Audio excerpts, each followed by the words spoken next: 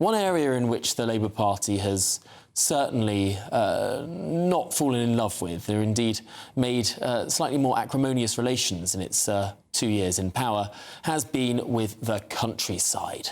A war on the countryside is how some people have put it, with regard to policies facing whether it's stewardship of the land or indeed inheritance for family farms. Let's speak now to the Director of External Affairs at the Countryside Alliance, Metcalf-Fisher.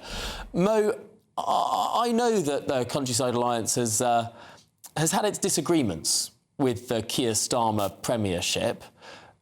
Do you think that if Andy Burnham were to take over, it's the start of a new leaf?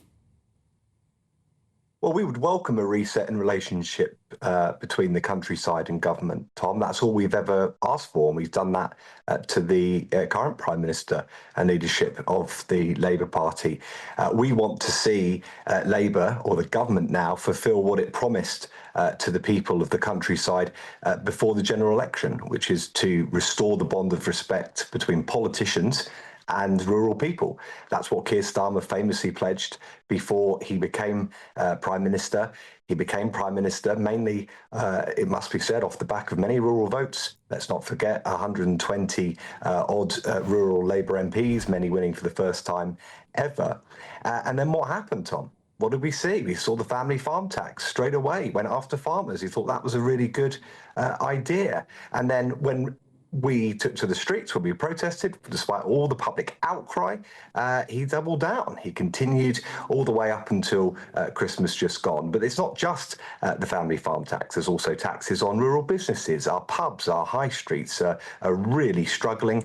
We've also got some real toxic culture war nonsense, pledges to ban trail hunting, gun ownership and game shooting, all of which is puerile nonsense and quite frankly underlines why people didn't take his party seriously for so many years after Labour last left office in 2010. So look, this is an opportunity for everybody, no matter what the Labour Party chooses to do. Whilst they're playing games in Westminster, people in the countryside will be struggling come what may. And we hope that they will reflect on the feeling of anger out there in the countryside and yeah, change their relationship and reset that relationship. And we'll be there to work with whoever it is that they decide to select as the leader and ultimately the Prime Minister.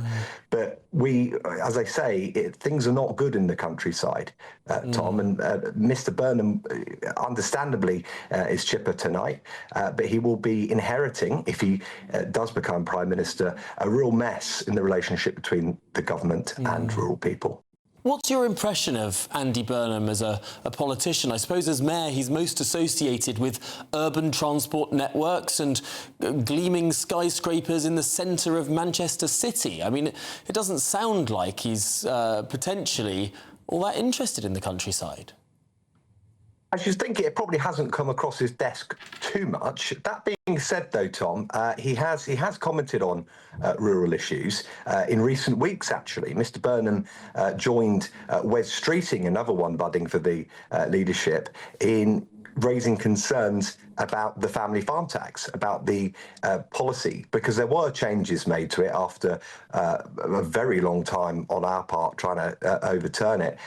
He said that he understood those concerns and would look again at the policy. That's what he said he'd do, and that certainly has not gone unnoticed in the countryside. This issue is not dead. It will continue until the next general election, and, you know, opposition parties, a lot of them have already pledged to overturn it anyway, so it will be a live issue, certainly for the rural electorate.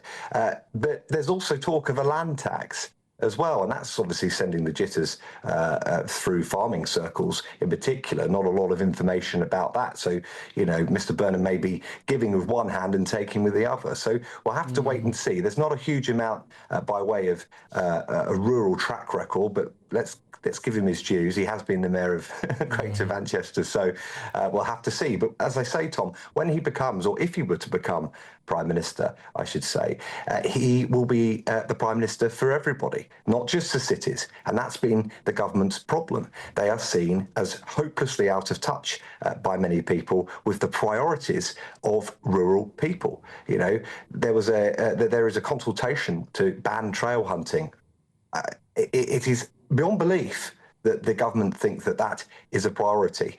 But there has been an astonishing response from the countryside, nearly 90,000 odd people. That's not without businesses and individual people who have used our platform to say no to that ban and to demand that the government stop it and reset the relationship with the countryside and drop the culture war nonsense. So look, let's see what happens over the coming weeks. This is a real opportunity for the government to reset the relationship with the countryside, and the countryside will be there to work with them to get the very best for rural communities and our whole country.